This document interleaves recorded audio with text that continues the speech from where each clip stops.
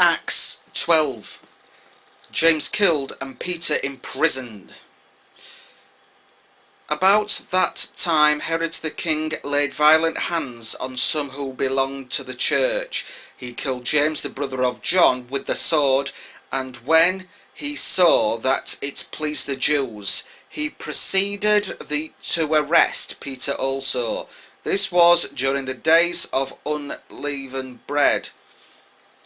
And when he had seized him, he put him in prison, delivering him over to 4 squads of soldiers to guard him, intending after the Passover to bring him out to the people. So Peter was kept in prison, but earnest prayer for him was made to God by the church.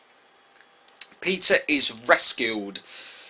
Now when Herod was about to bring him out on that very night, Peter was sleeping between 2 soldiers, bound with 2 chains, and sentries before the door were guarding the prison. And behold, an angel of the Lord stood next to him, and a light shone in the cell. He struck Peter on the side and woke him, saying, "Get up quickly." And the chains fell off his hands.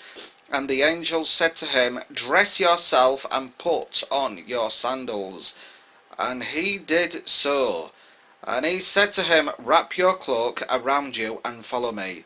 And he went out and followed him.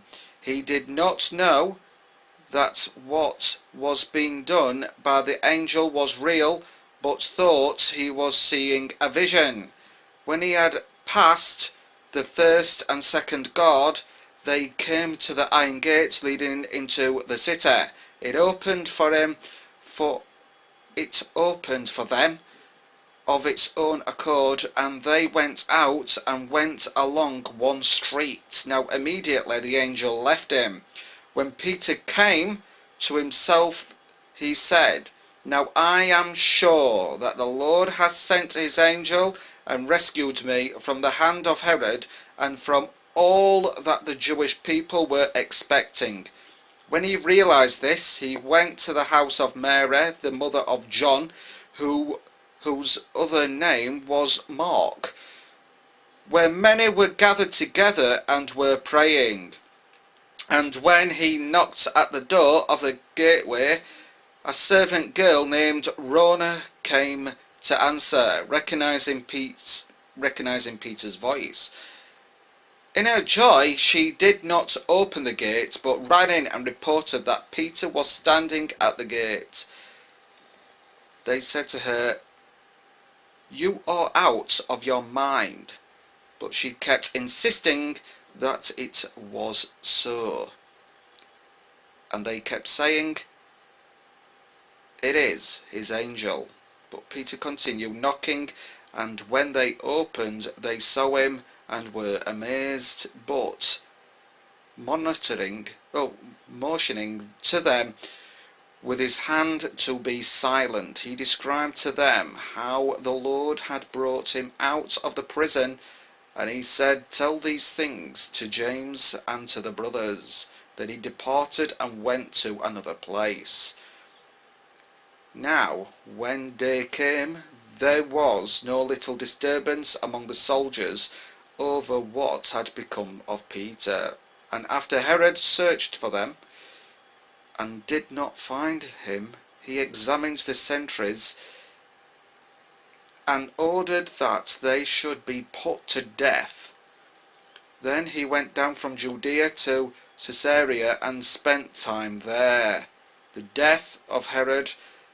Now Herod was angry with the people of Tyre and Sidon, and they came to him with one accord, and having persuaded Blastus, the king's chamberlain, they asked for peace, because their country depended on the king's country for food.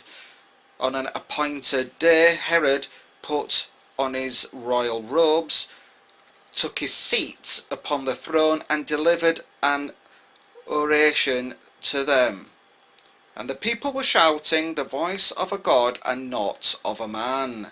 Immediately an angel of the Lord struck him down, because he did not give God the glory, and he was eaten by worms and breathed his last.